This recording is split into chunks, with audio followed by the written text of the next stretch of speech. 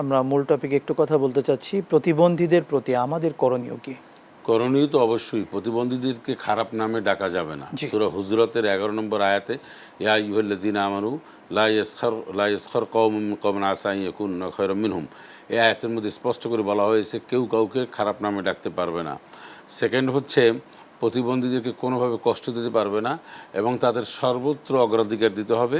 এবং এই তৃতীয় লিঙ্গ বলেন আর প্রতিবন্ধী বলেন, যে কোনো এই সরকারি বেসরকারি সব জায়গায়, আমরা বেসরকারি, বিশেষ করে বেসরকারি জায়গায় প্রতিবন্ধী আমরা দেখতে পাই না।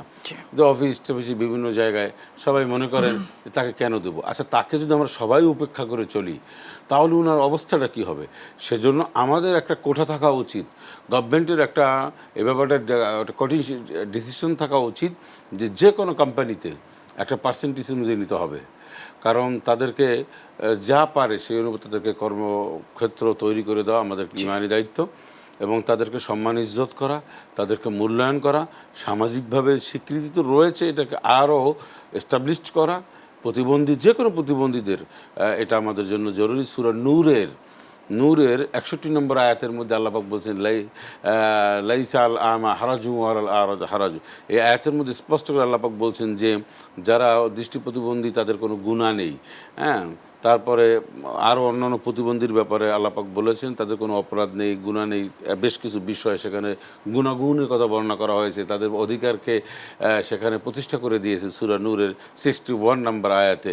অতএব আমাদের উচিত হচ্ছে কোরআন এবং সুন্নায় রাসূল সাল্লাল্লাহু আলাইহি সাল্লাম যেভাবে মর্যাদা দিয়েছেন এবং রোগীকে নবীজি মর্যাদা দিয়েছেন। একজন মৃগী রোগী রাসূলুল্লাহর কাছে এসেছেন এবং নবীজি তাকে সে এসে দোয়া চেয়েছেন যে ইয়া রাসূলুল্লাহ, আমার তো মৃগী রোগ, আমার লুঙ্গি খুলে যায়, আমার বেসতর হয়ে যায়।